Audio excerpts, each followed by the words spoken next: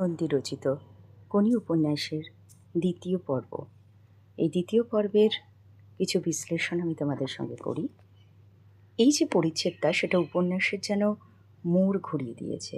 এখানে ক্ষিতীশ প্রথমবার কোনির দেখা পান এবং উপন্যাসের মূল একটা সংঘাতের যেন ভিত্তি স্থাপিত হয়।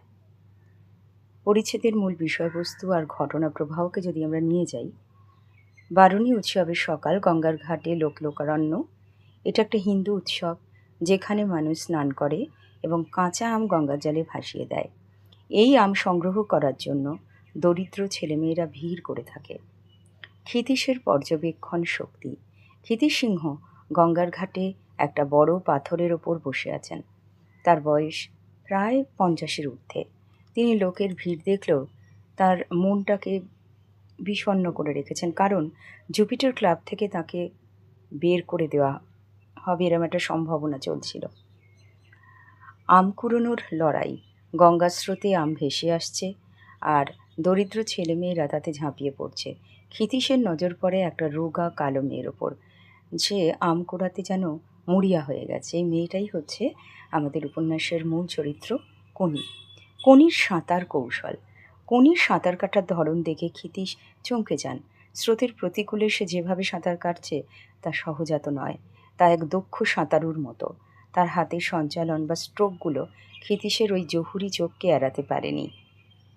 হিরু আর কোনির যে রেষারেষি হচ্ছে বা বিভিন্ন যে বন্ধুরা রয়েছে, ক্ষিতীশ লক্ষ্য করেন যে এটা ছেলে বারবার কোনির আগে আম কুড়িয়ে নিচ্ছে। শেষ পর্যন্ত কোনি এক অদ্ভুত ক্ষিপ্রতায় ছেলেটার হাত থেকে আম প্রায় কেড়ে নেয়। কোনির এই লড়াই আর জেদ ক্ষিতীশকে কিন্তু মুগ্ধ করে দেয়।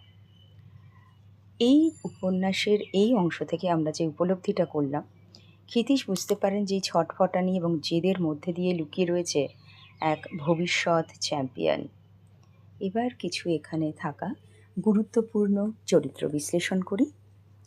ক্ষিতীশ অর্থাৎ খিদ্দা, তার বয়স 50 ঊর্ধ্ব, অত্যন্ত অভিজ্ঞ সাঁতারের একজন কোচ। জুপিটার সুইমিং ক্লাব থেকে তিনি প্রত্যাখ্যাত হয়ে হতাশ হলেও তার ভেতরের কোচের যে সত্তা, সেটা কিন্তু জীবিত আছে। তিনি একজন জহুরি, যিনি জানেন কিভাবে পাথর থেকে হিরে খুঁজে বার করে নিতে হয়।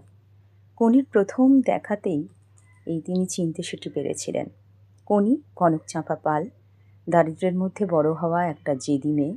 ফ্যাকাশে কালো রং, রোগা চেহারা, কিন্তু অদ্ভুত শারীরিক সক্ষমতা বা শক্তি রয়েছে। সাঁতার শেখার কোনো প্রথাগত প্রশিক্ষণ তার নেই, কিন্তু গঙ্গার স্রোতে লড়াই করে সাঁতার কাটাই তার অভ্যাস। আম কুড়োনোর ঘটনাটা আসলে তার জীবনের দারিদ্র্যের বিরুদ্ধে লড়াইয়ের একটা প্রতীক।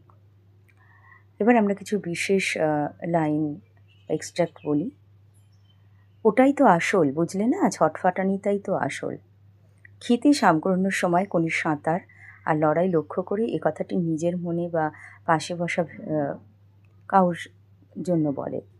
ক্ষিতীশ বুঝতে পেরেছিলেন যে প্রথাগত নিয়মকানুন শেখানো সম্ভব, কিন্তু কোনির মতো যে সহজাত ছটফটানি, অর্থাৎ তীব্র জেদ, লড়াই করার মানসিকতা, লড়াকু মনোভাব অন্যের মধ্যে থাকেনি।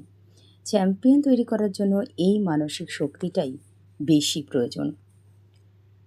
স্রোত কিন্তু জোর, ওর হাত দুটোকে সুন্দর জল কাটছে, দেখেছিস? গঙ্গার তীব্র স্রোতের বিরুদ্ধে কোনিকে সাঁতার কাটতে দেখে ক্ষিতীশের ভাবনা। এই ক্ষিতীশের কোচ হিসেবে যে তীক্ষ্ণ দৃষ্টির পরিচয় আমরা পাই।